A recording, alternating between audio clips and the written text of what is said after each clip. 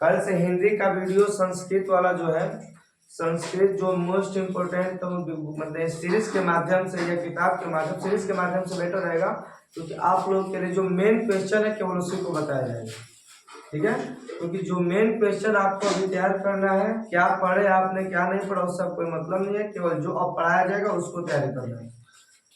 देखिए सामान्य हिंदी सेट 1 है, इसका कोड है 2023 का 302 ZH 2023 का है। ठीक है, इसमें ये सामान्य हिंदी आप लोगों का देखिए बहुविकल्पी क्वेश्चन जैसे पहले है, आचरण की सभ्यता के लेखक कौन? आचरण की सभ्यता, आचरण की सभ्यता के लेखक कौन है जी? सरदार पूर्णा सिंह, सरदार पूर्ण सिंह, ये याद रखना है। आचरण की सभ्यता के राइटर सरदार पूर्णा सिंह। आचरण की सभ्यता के राइटर कौन है बाबू? सरदार पूर्णा सिंह। कौन है आचरण की सभ्यता के राइटर? सरदार पूर्णा सिंह। दूसरा है, उसने इसमें लिखा है कि हिंदी नई चाल में ढली, हिंदी नई चाल में ढली के राइटर कौन है? हरिश्चंद्र याद रखना, भारतेंदु हरिश्चंद्र, भारतेंदु हरिश्चंद्र। ठीक है, भारतेंदु हरिश्चंद्र। हिंदी नई चाल में ढली के राइटर कौन है बाबू? भारतीय हरिश्चंद्र। उसने कहा था, ये इंपॉर्टेंट है, उसने कहा था मोस्ट इंपॉर्टेंट है, इसके लेखक है गुलेरी, इसके राइटर कौन है बाबू? गुलेरी। 4 नंबर है चिंतामणि, तो ये आप लोग पहले से याद रखेंगे। चिंतामणि के राइटर कौन है? रामचंद्र शुक्ल, माने आचार्य रामचंद्र शुक्ल, आचार्य रामचंद्र शुक्ल। कलम का सिपाही आप लोग जानते ही हैं, कलम का सिपाही कौन है जी? अमृत राय। कलम का सिपाही कौन है बाबू? अमृत राय। कलम का सिपाही अमृत राय। प्रिय प्रवास, ये सब इंपॉर्टेंट है इसके नीचे जो बता रहे। पेपर में बहुत बार ये क्वेश्चन पूछा गया, आपको क्या करना है? कलम कापी लेकर बैठ जाइए और जो लिखवाया जा रहा है उसको आराम से लिखिए, और उसको ज्यादा नहीं, रोज 10-15 याद करना है। ज्यादा मतलब एक दिन 2-3 को याद नहीं करना, रोज 10-15 याद कीजिए, रट जाओगे। प्रिय प्रवास के राइटर कौन है? अयोध्या सिंह उपाध्याय हरिऔध, अयोध्या सिंह उपाध्याय हरिऔध। ठीक है, वो अयोध्या सिंह उपाध्याय हरिऔध। प्रिय प्रवास के राइटर कौन है? अयोध्या सिंह उपाध्याय हरिऔध। कह रहा है कि छायावाद के कवि हैं, तो देखिए परमानंद दास तो आपके ये नहीं, सूरदास भक्ति काल के, चतुरदास भी भक्ति काल के हैं। मुकुटधर पांडे दिया है, मुकुटधर पांडे, ये जो है ये छायावादी युग है। कौन है? छायावाद के कवि। ठीक है, उसके बाद आपका है कि निम्नलिखित में से कौन सा कवि छायावाद युग का नहीं है? अज्ञात। हाँ, बादल को गिरते देखा है रचना, इंपोर्टेंट, ये याद रखना है। बादल को गिरते रचना, बादल को गिरते किसकी रचना? नागार्जुन की है। किसकी है बाबू? नागार्जुन। दोबारा से, आचरण की सभ्यता के राइटर सरदार पूर्णा सिंह, हिंदी नई चाल में ढली भारतेंदु हरिश्चंद्र। देखो उसने कहा था, गुलेरी राइटर है चिंतामणि, रामचंद्र शुक्ल, कलम का सिपाही अमृत राय, प्रिय प्रवास, अयोध्या सिंह उपाध्याय और मुकुटधर पांडे जो है वो छायावाद के हैं। बादल को गिरते कौन है? नागार्जुन। अब देखिए उसके बाद इसमें दिया है, ये तो मतलब टिक बता दिया जाएगा। रचनाओं में वासुदेव शंकर प्रसाद, अयोध्या सिंह उपाध्याय हरिऔध। पंचलाइट इंपोर्टेंट है। देखिए पंचलाइट होता क्या है? पंचलाइट का एक वीडियो बना देंगे हम आप लोग के लिए। याद रखना है कि पंचलाइट एक फणीश्वर नाथ रेणु के द्वारा लिखी गई कहानी है। पंचलाइट के राइटर कौन है? फणीश्वर नाथ रेणु। पंचलाइट के राइटर कौन है जी? फणीश्वर नाथ रेणु। यहाँ लिख दिया जाए बेटर रहेगा। पंचलाइट के राइटर कौन है? फणीश्वर नाथ रेणु, ये याद रखना आपको, फणीश्वर नाथ रेणु। बिहार के एक छोटे से गांव की कहानी है ये, जिसमें एक महतो टोली है, वहाँ के लोग अशिक्षित है ना। पंचलाइट के लिए बहस होती है, वहाँ एक गोधन होता है, एक मुनरी होती है, गुलरी होती है, उसकी सहेली गुलरी की मतलब मुनरी की सहेली कलेरी होती है।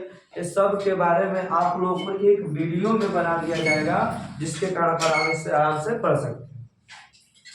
उसके बाद है सत्य के जीत, द्रौपदी का चरित्र चित्रण वाला है, बताया जाएगा आप लोगों को।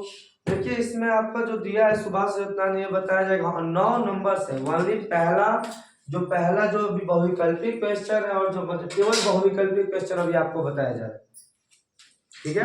ओनली बहुविकल्पिक क्वेश्चन आप लोग को तैयारी करना है। अभी ये तैयार कर लीजिए, रफ लेके बैठिएगा। कह रहा है कि निम्नलिखित मुहावरों में से किसी एक का अर्थ लिखकर वाक्य में प्रयोग कीजिए। जैसे पहला है जले पर नमक छिड़कना। जले पर नमक छिड़कने का अर्थ क्या है? दुखी व्यक्ति को और दुख दे देना। जले पर, पहला है जले पर नमक छिड़कना। जले पर नमक छिड़कने का मतलब क्या होता है बाबू? दुखी व्यक्ति को और दुख दे देना। दुखी व्यक्ति को और दुख दे देना, ठीक है। दुखी व्यक्ति को और दुख दे देना। जले पर नमक छिड़कने का मतलब क्या होता है?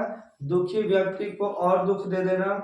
जैसे बोल दिया गया कि जैसे मान लीजिए कि आप वह व्यक्ति पहले से मतलब दुखी था, या बोल दोगे कि जब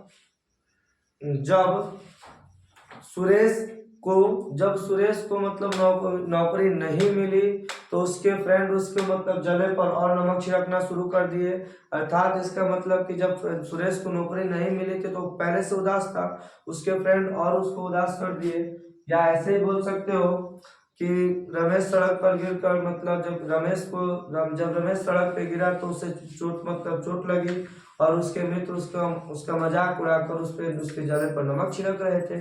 आपको जैसे करना है लिखिए, केवल आपको याद रखना है कि जले पर नमक छिड़कने का मतलब क्या होता है? दुखी व्यक्ति को और दुखी करना।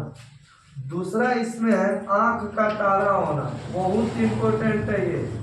आंख का तारा होना, बहुत अधिक प्रिय होना या बहुत अधिक प्रिय होना।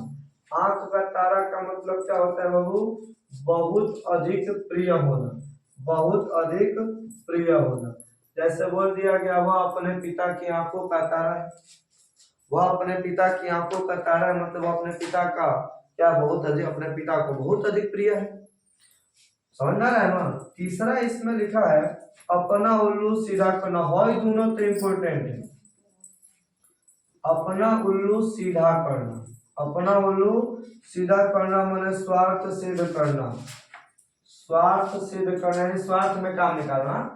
स्वार्थ सिद्ध करना बोल दीजिएगा, स्वार्थ में काम निकालना। अपना उल्लू सीधा करना माने स्वार्थ में काम निकालना। बोलोगे कि आजकल लोग केवल अपना काम करने के लिए अपना उल्लू सीधा करते हैं, मतलब अपना काम करवाने के लिए लोग आपके साथ मिले रहेंगे, भला मतलब आपके साथ रहेंगे, यदि जब अपना काम निकल जाए तो आपको भूल जाएंगे। आगे लिखना हवा से बातें करना। हवा से बातें करना। हवा से बातें करने का मतलब कि बहुत तेजी से बोलेंगे, बहुत तेजी से बोलना, बहुत तेजी से बोलना, ठीक है। उसके बाद मतलब बहुत तेजी से बोलना, हवा से बातें करना, तीव्रता से चलना, तेजी गति में चलना, ये भी हो जाएगा आपका तेजी गति में चलना। क्या बोलोगे? हवा से बातें करने का मतलब क्या होता है बाबू? तेजी गति में चलना। हवा से बातें करने का मतलब क्या होता है? तेजी गति में चलना। अब देखो उसके बाद लिखा है, जैसे इसमें क्वेश्चन है कि निम्नलिखित शब्दों के संधि विच्छेद का सही, इसका वीडियो आप लोग को बताया जाएगा। 10वां का क लिखा है इसमें निसंदेह, इसका संधि विच्छेद हो जाएगा नि प्लस संदेह, नि प्लस संदेह। दूसरा इसमें लिखा इत्यादि, ये जानते हैं आप लोग, सब पढ़ाया गया था पहले, आप लोग भूल चुके हैं, बोले इस पे याद करा दिया जाएगा। इति प्लस आदि हो गया, ठीक है। स्वागतम पूछा इसमें, स्वागतम देखो जो पढ़ाया जा रहा है, ये जो बताया जा रहा है, इसको रफ पे लिखो, रफ पे लिख के इसको याद करो, वही 5 या 6 दिन में आपका व्याकरण तैयार हो जाएगा, लेकिन आपको याद करना पड़ेगा।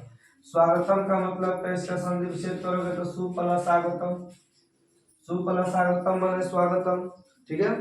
आत्मनि शब्द बहुत इंपॉर्टेंट है ये, आत्मनि शब्द रट लो, सप्तमी विभक्ति एक वचन होता है। सप्तमी विभक्ति एक वचन, बहुत इंपॉर्टेंट सवाल है। सप्तमी विभक्ति एक वचन।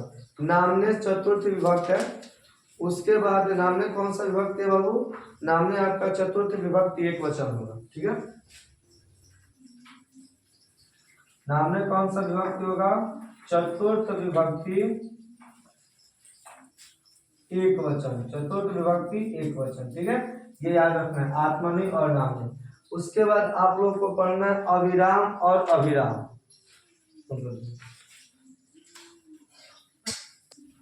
देखिए 11 का क नंबर है अविराम और अभिराम।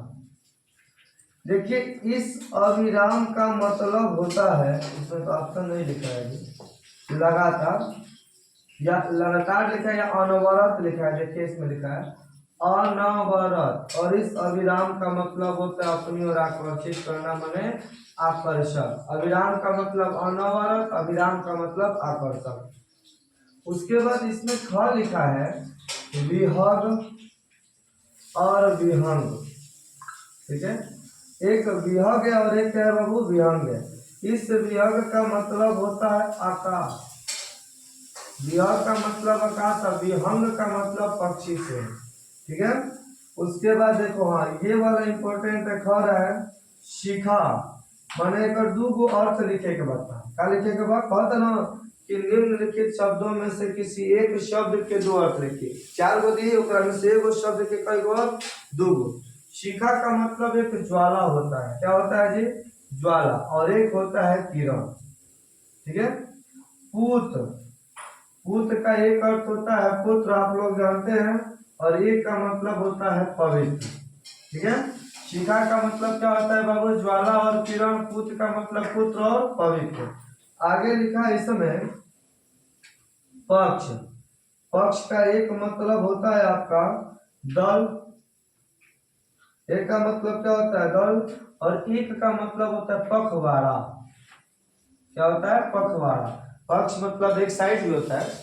ठीक, पक्ष, पक्ष का मतलब एक हुआ दल और एक होता है पखवाड़ा।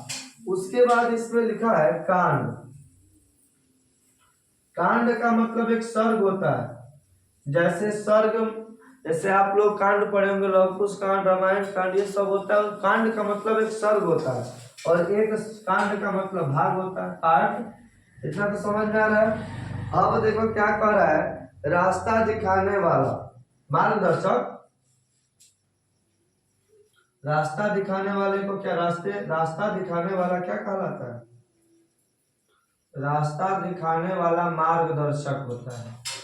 रास्ता दिखाने वाला बाबू क्या होता है? मार्गदर्शक। रास्ता दिखाने वाला मार्गदर्शक, और जिसका कोई अंत न हो, जिसका कोई अंत न हो उसे हम बोलते हैं अनंत। ये तो आप लोग जानते होंगे कि रास्ता दिखाने वाला क्या होता है? मार्गदर्शक, और जिसका कोई अंत न हो उसे क्या कहते हैं? अनंत।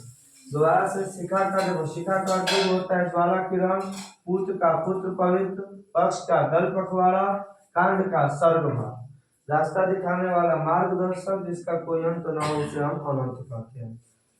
आगे कह रहा है शुद्ध करके लिखिए, श्याम और मोहन बात कर रहा है, नहीं, श्याम और मोहन बात कर रहे हैं। प्रधानाचार्य जी ने हस्ताक्षर कर दिया, नहीं, प्रधानाचार्य जी ने हस्ताक्षर कर लिया है। ठीक है, ये कर लोगे आप लोग। श्रृंगार रस, पास रस, यमक, अलंकार, ये सब तो आपको वीडियो में बताया जाएगा। बस इतना आप लोग याद करना है। आप लोग को केवल ग्रामर पार्ट जो बहुविकल्पी क्वेश्चन है आपको हल कराया जाएगा रोज, मात्र 5 मिनट 10 मिनट जो लगे। उसके बाद आपको मतलब कल से एक एक्स्ट्रा में, मतलब नेक्स्ट वीडियो में 2 वीडियो हिंदी का चलेगा, एक बहुविकल्पी क्वेश्चनों के लिए, और बहुविकल्पी क्वेश्चन के लिए मात्र 10 से 15 दिन आपको कराया जाएगा। उसमें आप बहुविकल्पी क्वेश्चन रट जाओगे। उसके बाद आपको ट्रिक बताया जाएगा कैसे आप हिंदी में ट्रिक बता लोगे, और उस ट्रिक को जानने के बाद आप हम गारंटी देते हैं कि 40 नंबर आपका कहीं जाएगा नहीं। और जितना पढ़ा रहे हैं इसको रट जाओगे तो इसमें से मतलब 40 नंबर आ जाएगा। और उसके बाद नहीं तो लिख के आप लोग हिंदी में ऐसा करना है कि 90 प्लस लाना है। ठीक, ये टारगेट लेकर आपको चलना है बस।